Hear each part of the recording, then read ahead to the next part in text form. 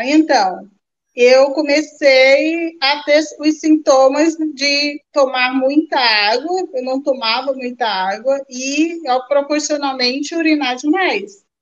E aí eu comecei a achar que tinha alguma coisa errada, né? Que estava assim muito descontrolado. Nessa época eu fazia faculdade ainda e eu não conseguia ficar na sala de aula assim assistindo, porque eu tinha que estar saindo correndo para o banheiro. E aí eu falei, opa, tem alguma coisa errada. E quando eu fui investigar, e daí foi dado o diagnóstico, mas o diagnóstico como se fosse um DM2. E aí o tratamento veio com medicamento oral. E aí comecei a passar mal, porque daí eu já estava já com os sintomas, já sempre com glicose muito alta, né? E muito emagrecendo, muito desidratada. E aí comecei a passar muito mal, quando comecei a ir procurar os médicos, e aí foi quando eles decidiram, isso mais ou menos depois de um mês e pouco, que eles falaram, não, vai ter que tomar insulina. E aí foi aquele susto, né?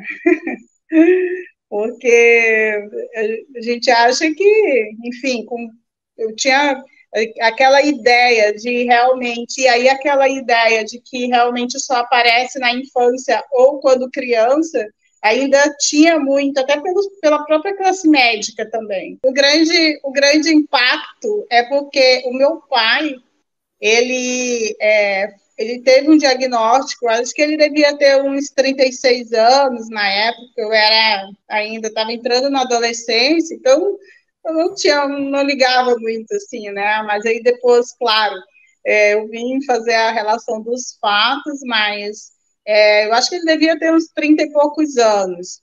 E começou, mas só que assim, como a gente não tinha conhecimento, ele também não tinha, então foi aquela, assim, meio despreocupado, né?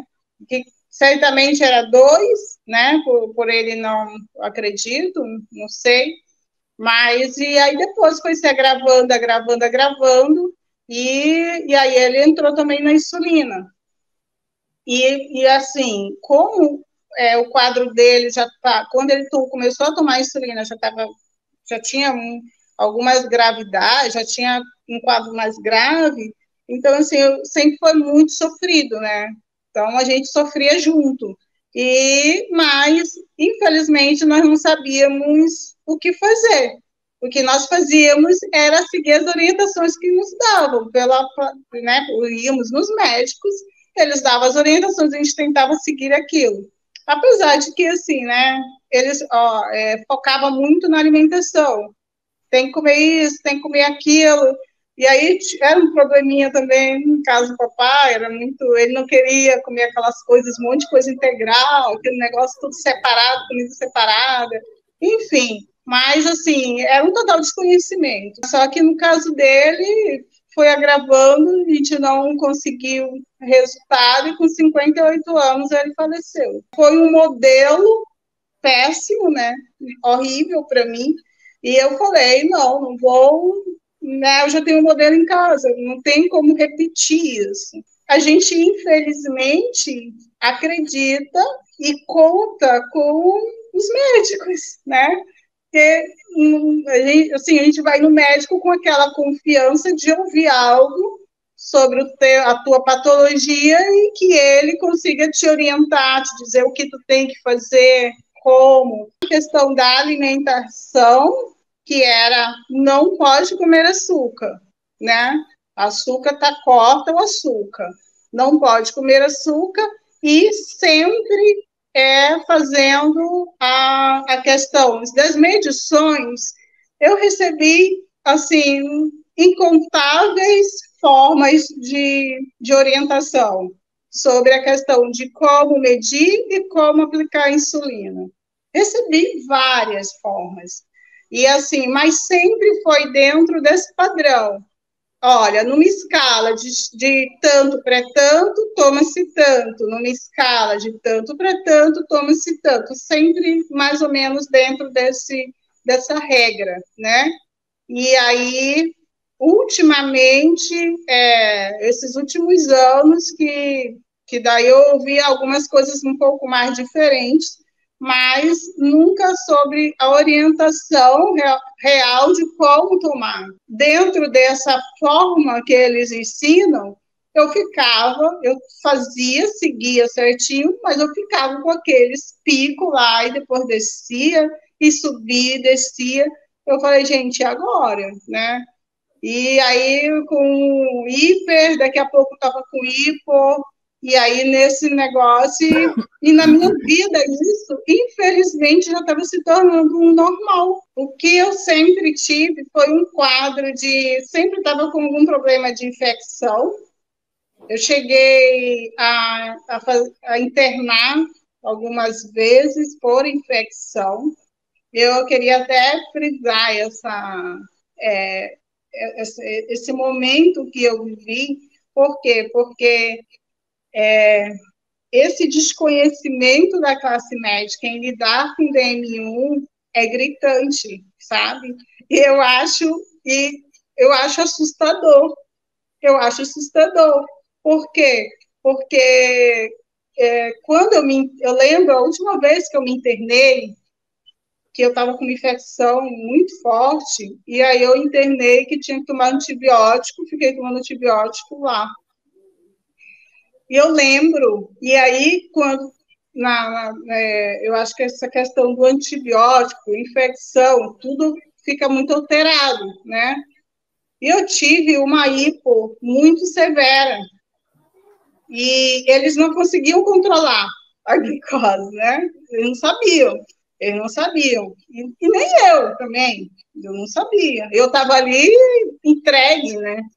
E aí, o que aconteceu? Eu tive uma hipo, eu desmaiei nessa hipo, eles me deram, acho que glicose, não sei, eles me deram alguma coisa, eu acordei, tinha médico, enfermeiro, um monte, assim, ao torno do meu leito, e ele ficava falando, eu já falei para não deixar a paciente, nesse momento não tinha nenhum acompanhante comigo, mas eu deixei, então, assim, todo mundo ali, ninguém sabia o porquê que aconteceu, como fazer, entendeu?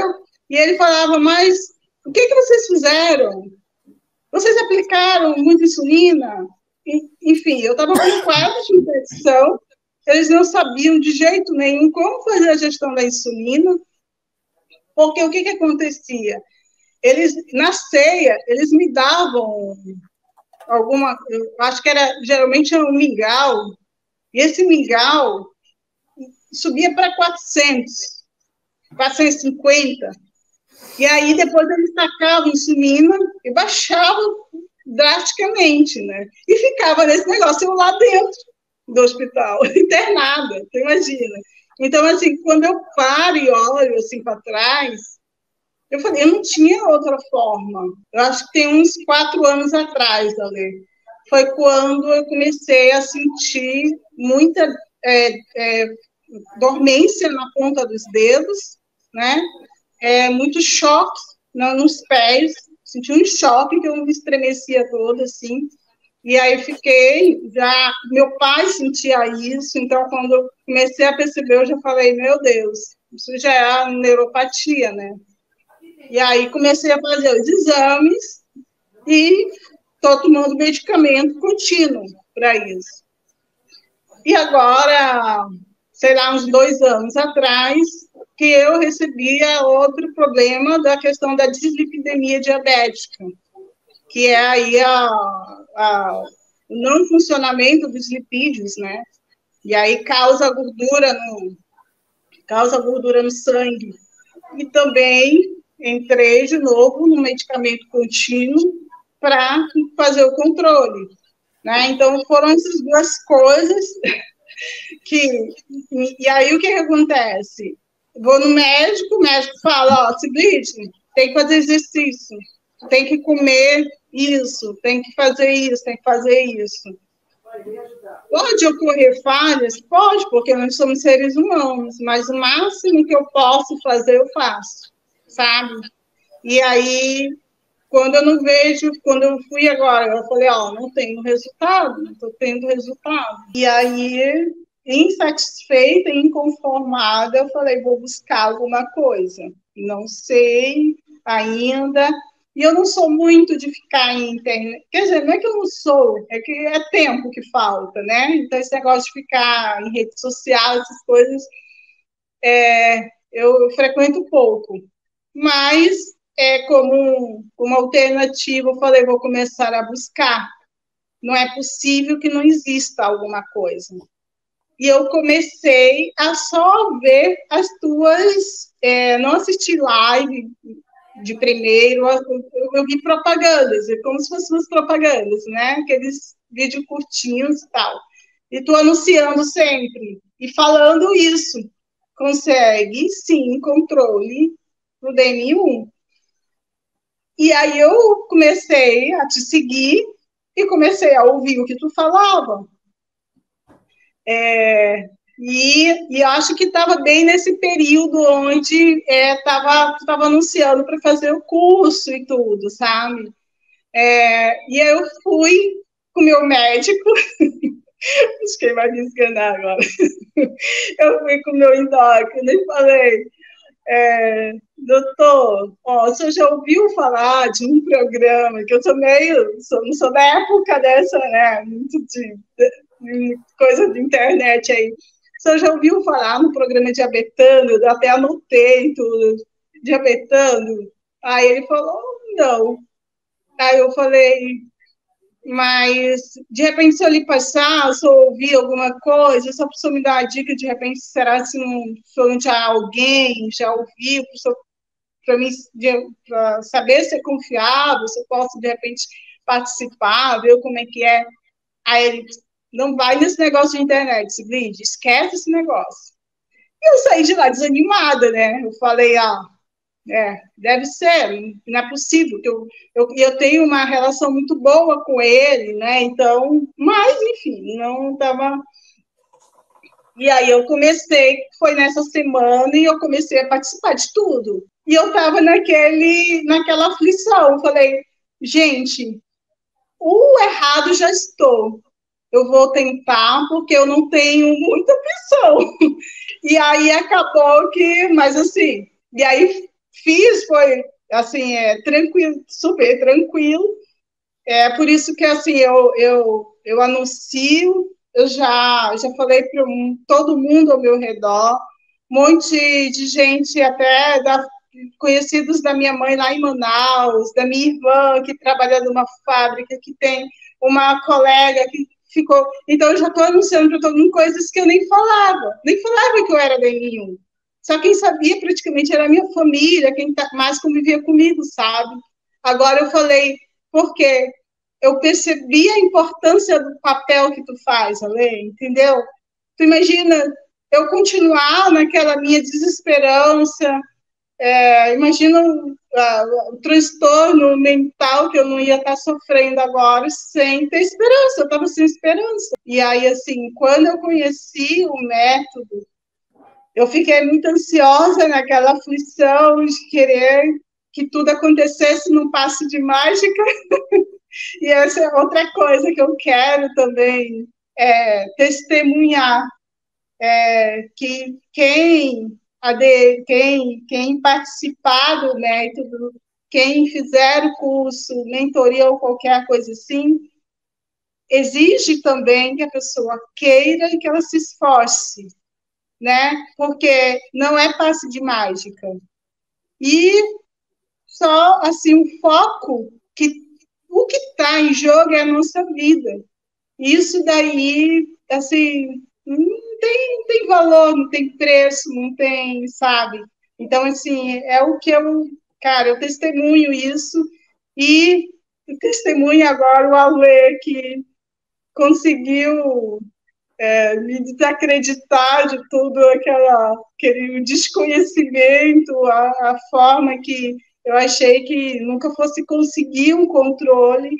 E hoje em dia eu consigo passar o dia todo com ela, no máximo 120, e assim, mais coisas que jamais eu conseguiria. Eu tenho os gráficos, que o Glic, eu uso o Glic, né, na contagem de carboidrato, e lá ele monta. Eu não conseguia ver a meta glicêmica ali que a gente estabelece, eu não conseguia ver de tão alto e baixo que ele fazia o gráfico, sabe? E agora tá ali, assim, sabe? Tudo bem certinho. Eu sou uma outra pessoa, Lê. É sério mesmo. Eu, assim, antes de começar a preencher a VAD, e que eu percebi como é que funcionava tudo, eu tinha certeza que ia dar certo, sério. E quando eu falava para as pessoas, eu me emocionava, eu me emociono até hoje, porque parece que é algo que não ia acontecer comigo, entendeu? E eu falava, gente, eu descobri uma forma de controlar a minha glicose. E eu falava isso para todo mundo. Eu falei, eu nem acredito. Eu não acredito que eu descobri. Porque isso já estava, assim, era a minha vida que estava se acabando, entendeu, Ale? Era a minha vida. E eu não sabia o que fazer. Não sabia.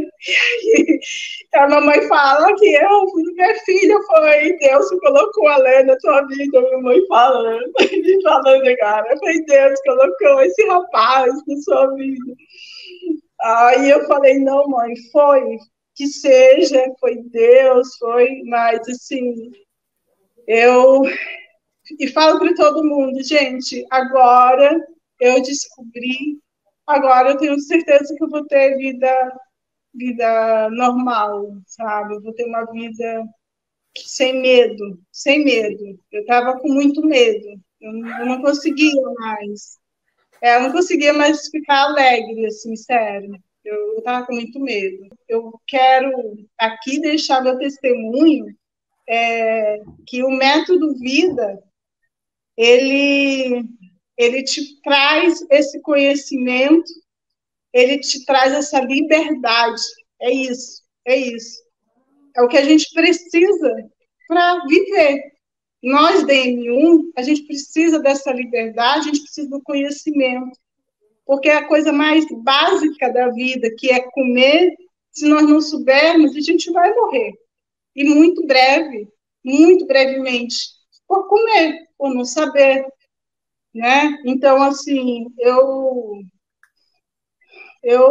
agora sou anunciadora desse método vida. Valeu muito a pena, valeu muito a pena. Eu sou agora, espalho isso, porque eu tenho certeza que muita gente precisa desse conhecimento.